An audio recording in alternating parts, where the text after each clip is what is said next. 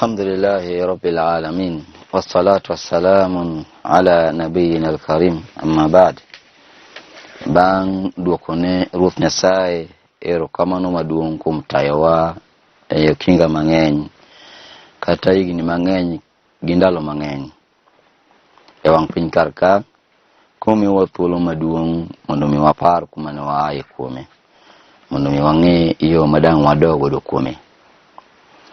Kawuono wabiro wuoyo e wi nyuol mar jaote Yesu. Nyuol mar jaote Yesu gi dho jowa mapok obedo jo-Islam luonge ni Yesu, to wan jo-Islam waluonge ni Isa bin Mariam, Isa nyathi Mariam. Lakini jogo mapok obedo jo-Islam bende nitie kaka giluonge ni jaote Yesu nyathi Mariam. Wan duani mondo wawuoye e Qur'an wuoyo nade e wi nyuol mar Yesu. Buge mamoko be wuoyo nade e wi nyuol mar Yesu. Qala Allah Ta'ala, Ruth Nyasaye wacho na buk mar Qur'an, wadhkur fi kitabi Maryama, par bug Maryam. Kapok wachopo kuom nyuol mar Yesu, wakawo nyuol mar Maryam. Maryam min Yesu kani nyuole, min gi Hana no okuong'ore gi nying Ruoth Nyasaye kawacho ni Ruoth Nyasacha adwa kwakuayi ni imiya nyathi. To nyathina no kopo ni miya, akwayi mondo mi ikete obed jatich mari. Hana ne kwayo kamano koparo ni omako ich mar nyathi mawuoyi, mondo mi otere kanisa, otere muskiti, odhi otini Ruoth Nyasaye. Kini kinde mano nyuolo Mariam oyudo ka en nyako. Basto wacho ni Ruoth Nyasacha, an naparo nadhi nyuolo nyathi mawuoyi, kare anyuolo mana nyathi manyako. Lakini pod okanyal weyo mondo mi atere e odi mar lamo ma en muskiti. Eka nokawo Mariam motero e od lamo mar muskiti mobedo kocha. Noyudo ka jatich ma tiye muskiti nitiere kaachiel kod Zakaria, jaote mar Ruoth Nyasaye. Mano miyo gi Mariam nodak kanyo ndalo mang'eny. E kinde mana Mariam nodak e muskiti no, Zakaria nodonjo kuma Mariam odakie, noyudo ka Mariam nigi chiemo mopogore opogore. Ruoth Nyasaye ne miyo Mariam chiemo koa e polo. Mara oyude gi matunda, oyude gi olembe madongo dongo, oyude kuchiemo chiemo mabeyo beyo man gi afya. To openje ni Mariam, gigi golo kanye? Mariam nyise, minna Rabbi, agolo kuom Ruoth Nyasacha. Mama nyise ni Mariam ne en dhako ma Ruoth Nyasaye nogwedho. En nyako ma Ruoth Nyasaye nogwedho. Ruoth Nyasaye nomiye gweth mage, Ruoth Nyasaye nohere. Nikech Ruoth Nyasaye nong'eyo ni onding'e obiro nyuolo nyathi mabiro tiyo ni Ruoth Nyasaye. Oting'o e onding'e jatich Ruoth Nyasaye. E kinde mane Mariam odak e muskiti no, noyudo wuok matin modhi odak mabor gi ji. Mowe Zakaria kachacha. Kowe Zakaria nodhi odak mabor yo wuok chieng'. Kuma nodhi odak kono ero, onge ng'at mane nene, onge ng'at manoneno. Nopo ka Ruoth Nyasaye kapok ne Mariam owuok e muskiti, kapok nochako dak e muskiti, ne ji ogo kura, kadok chien matin, ne ji ogo kura ng'ama nade mabiro dak gi Mariam. Zakaria nokawo nyathi moro rawera mapod tin, mapok otimo richo, mokawo kalembe gi mobole pi. Koro ket ni ng'ama kalambe biro muomo pi ka idho malo, jogi ok biro bedo gi nafas mar dak gi Mariam.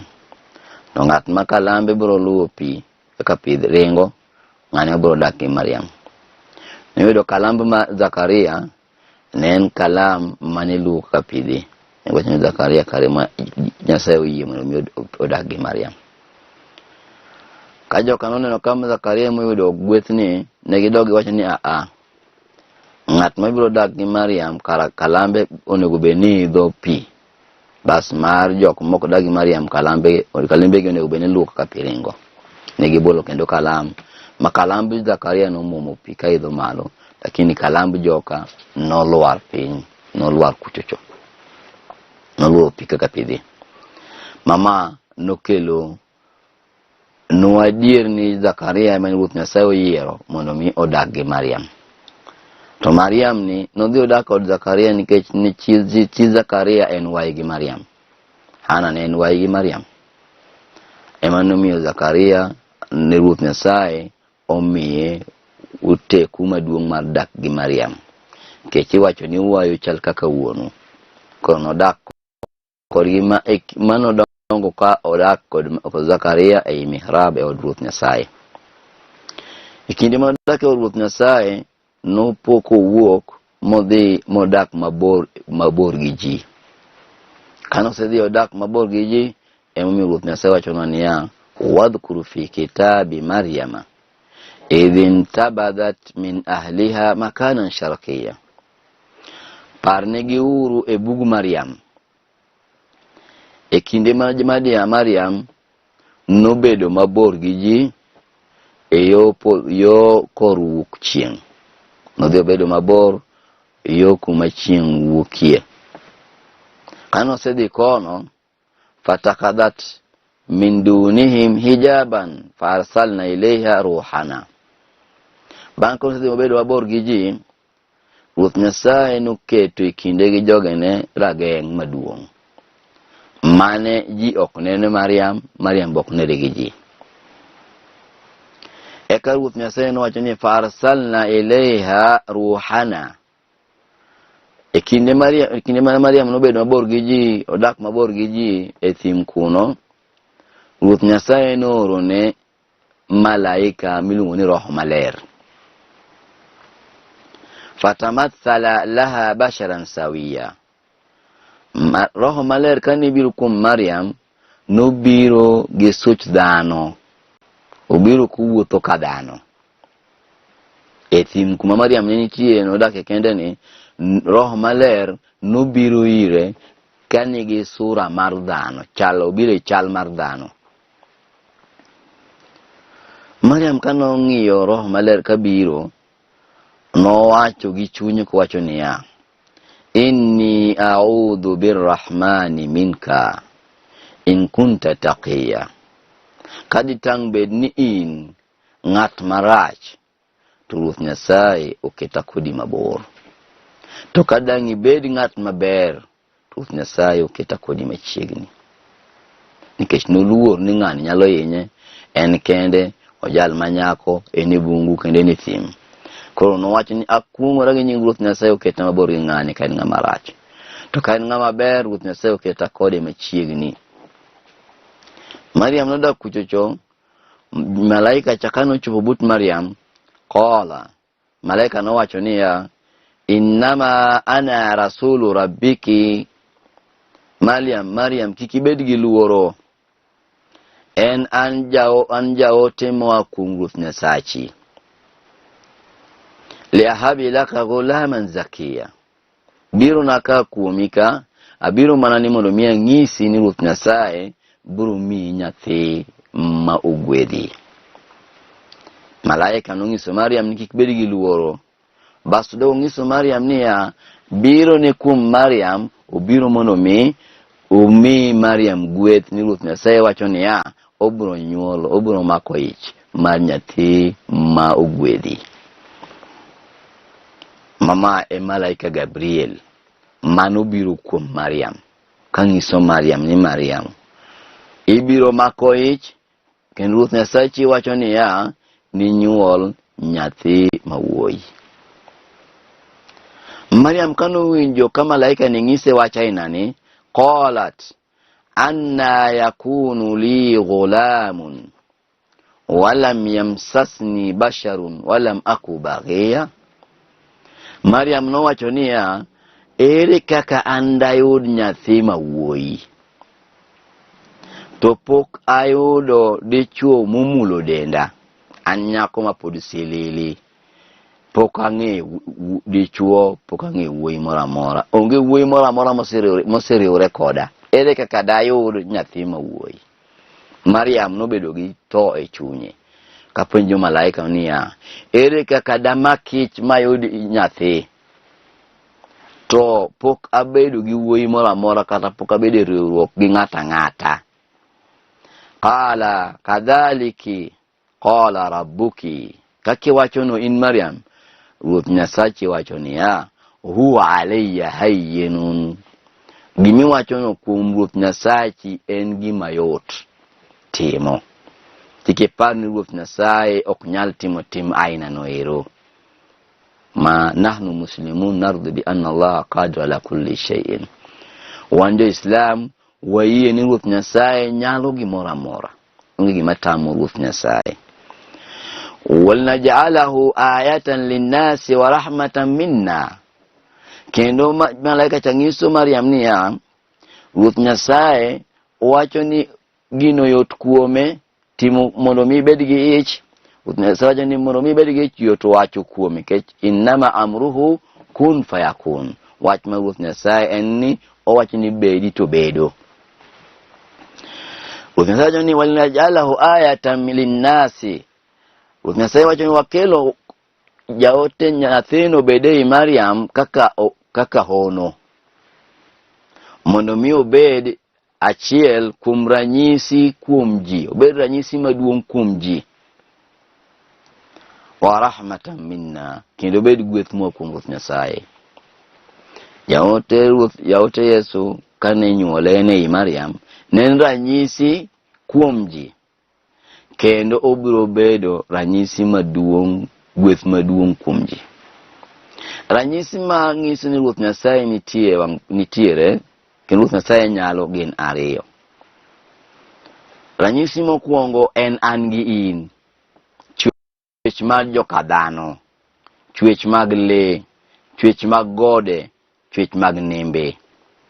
Kit kaka Ruoth Nyasaye ochweyo nam, kit kaka Ruoth Nyasaye ochweyo gode, kit kaka Ruoth Nyasaye ochweyo joka dhano, kit kaka Ruoth Nyasaye ochweyo le, Ruoth Nyasaye ochweyo thuonde, Ruoth Nyasaye ochweyo gimoro amora. Magi ranyisi miluongo ni kauniya, ranyisi ma Ruoth Nyasaye ochweyo godo chwech mage ma yweyo to nindo to timo gimoro amora. Ma ranyisi mokwongo. Ma in kaka in wuod dhano, in nyar dhano, in wang' piny, in ranyisi ma Ruoth Nyasaye kaka in ochweyi, onego bed ni ng'iyori malo nyaka piny tipenjo ng'ama ochweya machal kama.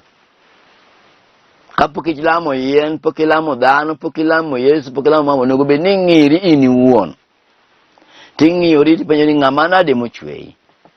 Ing'eni kara in ranyisi moa kuom Ruoth Nyasaye piny gi polo mawuon loch duto te. Kendo ranyisi mar ariyo en chike mag Ruoth Nyasaye kaka Taurat, Injil, Zabur, Quran. Mago ranyisi mag sheria mantie mag chike mag Ruoth Nyasaye, ranyisi mag chike mag Ruoth Nyasaye. Taurat en ranyisi mar chik mag Ruoth Nyasaye, Injili en ranyisi mar chik mag Ruoth Nyasaye, Zaburi en ranyisi mar nyiso ni Ruoth Nyasaye nitie kuom chik mag Ruoth Nyasaye, Quran en ranyisi mar en chik mag Ruoth Nyasaye. Kuom magi chike mag Ruoth Nyasaye to gi ranyisi manyiso ni Ruoth Nyasaye kara wuoyo gi jogene. Wa rahmatan minna, kendo jaote Yesu mondo mi obi e piny karka, obiro mondo mi obed gweth kuom ji. Gweth marang'o? Yukhrijuna min adh-dhulumati ila an-nur. Ogolowa e mudho mar okafiri, koterowa e ler mar ng'eyo Ruoth Nyasaye. Kech ji ne lamo jochiende, ji ne lamo yiende, ji ne lamo gik moko mopogore. Ko Ruoth Nyasaye no oro ji mondo mi oro jaote Yesu mondo mi ogol ji e tembe machal kamago eko, ji odhi olame en owuon Ruoth Nyasaye. fa'budullaha kama atakum binabiyihi. Lamu Ruoth Nyasaye kaka nobiro kelo nu jaote mare ma en Yesu. Walamma jaa da'a nas ila al-tauhid, kaka nobiro lungo ji e tauhid. Wa kana amran maqdiya, mana chiel kuom chike weche ma Ruoth Nyasaye noseketo nyaka chopi. Yesu ne en wach ma Ruoth Nyasaye noketo ni nyaka chop kuom ji. Fahamalatun fanbatat bigi makanan qasiya. Eka Ruoth Nyasaye nomiye mobedo omiyo mako ich. Oketne ich ei Mariam, ma Mariam obedo gi iye ni endi, basto Mariam odhi onyuolo iye ni kuma bor gi ji. Fajaaha al-makhadhu ila jid'in. Ruoth Nyasaye nong'ise ni e kinde mana koro muoch kae, Ruoth Nyasaye nooro Mariam. E kinde ma Mariam nomako ije ni, endalo manomako ich, ona tarikh, jomoko ma okelno historia, ne wachono ni Mariam kane wuotho gi iye ni, noneno ka nyathi mane iye sujudu ni Ruoth Nyasaye. Go wiye piny Ruoth Nyasaye, kulore Ruoth Nyasaye. Mama emangiso kaka nyithindo kanitie iye minegi. Nyithindo kanitie iye minegi, bende nitie kaka gilamo Ruoth Nyasaye. Kech jaote Yesu be kane nitie i mingi, ne olamo Ruoth Nyasaye. Mama en wach mar adier ni ne en jaote, ne en dhano, en ei mama mare. Koro Nyasaye onge gi min. Ka in ng'at macho Nyasaye en Yesu, to kara koro ini wacho gimoro mopogore. Kama Jo-Islam wacho ni kae mawapogore ga. Jomoko wacho ni en Nyasaye, lakini Jo-Islam wacho ni en jaote. Mae kauli mar adiera ni en jaote. Nore mondo mi ogol ji e mudho kotero ji e ler mar ng'eyo Ruoth Nyasaye. Fajaaha makhadhu ila jid'in. Kinde mana koro muoch kae, Ruoth Nyasaye oro Mariam mondo mi Mariam odhi kama nitiere yien mar tende. Qalat ya laytani mittu qabla hadha wa kuntu nasiyan mansiya. Nokayo Mariam oywak kawacho ni makata de bedie ni atho kapok remni oyuda. Mawiji owil koda. Nokaye moywak ni kata de bedie ni anyalo tho kapok rem mar muoch oyuda. Mawiji owil koda. Eka Ruoth Nyasaye nong'iyo Mariam gi gweth. Kong'iso Mariam ni fanadaha min tahtiha alla tahzani. Ruoth Nyasaye noluongo Mariam, kang'iso Mariam ni Mariam, la tahzani, kikibed gi kuyo e dhod chunyi. Kad ja'ala rabbuki tahtaki sariya. Ruoth Nyasaye oseketo kama idwa nyuolie no ero, Ruoth Nyasaye oseketo ni otanda mayom, pilo mayom. Yani onge gima noket kacha, lakini Ruoth Nyasaye oketo pilo mayom. Makoponi odhi nyuol ni thup, nyathi jalware pilo mayom moa kuom Ruoth Nyasaye. Malaikni biro godo. Oluore gi malaikni moa e polo, nikech onyuolo jalno mabiro golo ji e mudho katero ji e ler man jaote Yesu. Eka Ruoth Nyasaye nong'iso Mariam ni koro Ruoth Nyasaye dwa cholo Mariam. Mang'isi ni Mariam nokochol gi dayo moro, kaka kori wacho abutho kamoro njo ka ng'at mruwe e radio kawacho ni kinde mana koro Mariam ne muoch kayo, to negi Joseph olukumi pito mule to ng'ise ni pole pole biling'aling'a mos mama miriambo. Ruoth Nyasaye ng'iso Mariam ni en gi Mariam ji ariyo, Ruoth Nyasaye gi Mariam, gi koro gi nyathi midwa nyuol. Ong'iso Mariam ni Mariam, wahuzi ilayki bijid'i nakhlatin. Mariam, mondo mi inyuol diri yien man buti no, diri yien no chal gimi diro yien moti kanyo no ero, en yien mar tende. Ing'ise mondo dhir. Koro seche modhiro jone, odhiro kone, koro cholore to kia. Odhiro yien cha pek tame dhiro, karo cholore to kia.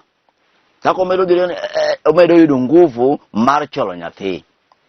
Amae kaka Yesu nonyuol. Ok no dayo moro biro mocholo min gi onyuol. Onge dayo mano nenre tie Mariam kanyuolo Mariam. Yesu Mariam kariti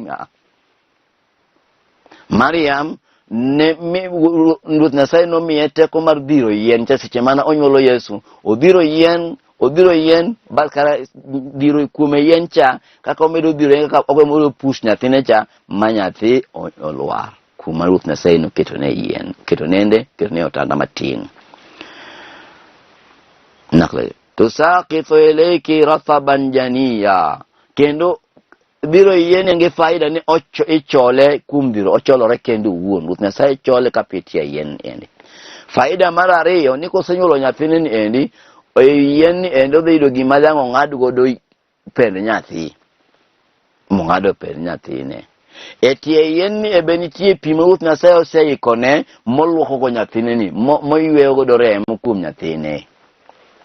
Ma en bende luokre godo.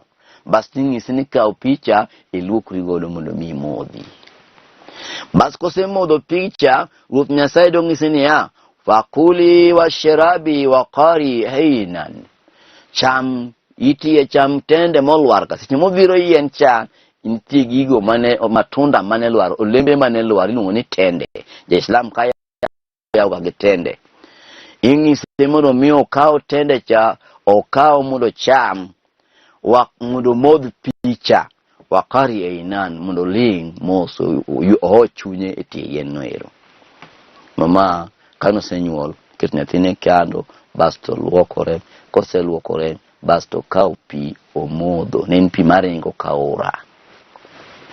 E pi mane timie penj mar min gi kaka dang pi mane time penj kaka dang ng'ama dang dak kode endalo Zakaria. Basto kose dhiro yien cha mobedo piny mochamo tende ka moyweyo kanyo ero, fa imma tarayanna minna bashara ahadan faquli inni nadartu lirahmani sawman. Bang mano ko Ruoth Nyasaye ng'ise niya, kopo ni ng'ata biro kadho ka, kata ng'ata romo kodi kiting'o nyathini ni endi, to ng'ise ni in itweyo wuoyo, ok inyal wuoyo. Ruoth Nyasaye ong'ise ni kik owuog ng'ata, ong'is ng'ano ni en otweyo mar wuoyo. Mae mamiyo ka jomoko kodhi wi got moko, gode moko, jomoko dhi kata wi got naya, wacho ni en odhi tweyo wuoyo. Mamano osetime ndalo mang'eny sana. Jomoko idho wi got, bedo wi yien kucho, kara ng'ech ai mon botibo bedo kadho nam. Ng'echo babe ni kabiru ko mon no ketho saum. Mon no go uwi ma fungo rumo. Chuo kabukore ma wi got itang'o gimbe koro tweyo rumo. Nikech gineno kakoro ji dhi hinyore. Ma en tweyo moko concern kodgi, en tweyo mana mar Mariam kende ng'ata achiel. Mariam oning simdo twe kanyo. Nyise ni an atweyo kanyal wuoyo. Falan ukallima yawman insiya, kawuono kanyal wuoyo ng'ata. Fatatu bihi qaumaha tahmiluhu qalu ya Maryama laqad jiti shay'an fariya. Eka Mariam noting'o nyathine kadhi godo kuom jogene e dala mar jogene jodonge. Jodonge ka noneno Mariam nobuok ahinya. Mung'iso Mariam ni, Mariam ibiro ga ng'oni kuomwa, ang'o mikelonwa ni? Wuonu noken ng'at marach, ya ukhta Harun, nyamin Harun. Ok Harun nyawadgi Musa, nitie owadgi Mariam be mainuongo ni Harun. Kiluongo ni Harun, ja-Islam ni Harun nyawadgi Musa, Harun moro, jok machon iluongo ni nyinge mag jok mabeyo mong'e Ruoth Nyasaye. Makana abuki amran sawiya, wuonu ok nen ng'at marach ma jachode. Wa makanat ummuki baghiya, minu ok nen jachode, nen nyako maber. To iti golo chode kanye. Kujine weno chode konyolo nyathi. Lumini penje. Fa asharat ilayhi, Mariam kalore Ruoth Nyasaye ni kiko wuo, embe nuko wuoyo no siemo ne gi nyathi. Mondo gipenj nyathi cha. Qalu kayfa nukallimu man kana fi mahdi sabiya. Eka nege buok to gisu Mariam ni Mariam. Ere kaka dang wawuo gi ng'at mapod tin mok nyal wuoyo. Qala inni ma Yesu kanu winjo kipenj ka ji wuyo kuome to pod otin jajwa ndalo ariyo. Miujiza mokwongo manotimo kapok otimo miujiza mage te. No manotimo mokwongo kapok otimo honni mage te. Nowacho niya, inni Abdullah. Nowacho ni an jatich Ruoth Nyasaye, an Ruoth Nyasaye. Atani alkitaba. Nowacho ni en Nyasaye. Nowacho ni an ng'at Ruoth Nyasaye. Atani alkitaba. Ruoth Nyasaye omiya bug Injil. Waja'alani nabiyya. Eka Ruoth Nyasaye noketa mabedo jaote. Yani wacho Ruoth Nyasaye, ng'at Ruoth Nyasaye, kendo Ruoth Nyasaye omiya buk mar Injil, kendo Ruoth Nyasaye nogo ong'isa ni mondo mi abed jaote. To kawuono jomoko wacho Ruoth Nyasaye ni Yesu en jaote, en Nyasaye, kendo en kanyo koro bedo gima ok ber. Ruoth Nyasaye nong'iso bed jaote, kik obed Nyasaye. Waj'alani mubarakan aina ma kuntu awsani bisalati wa zakati ma dumtu hayya.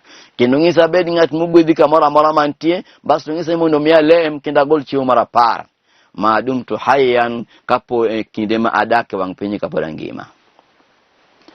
Jaote Yesu wuoyo gi jogo shanga nyathi mathin wacho gik madongo mok gipar ni nyalo wacho. Ma teko mar Ruoth Nyasaye manomiyo jaote ne kapod tin. Jaote Yesu notieko wach joka teka giweni nonyuol nyathi marach kar nyuol nyathi mahono moa kuom Ruoth Nyasaye miluongo ni Yesu.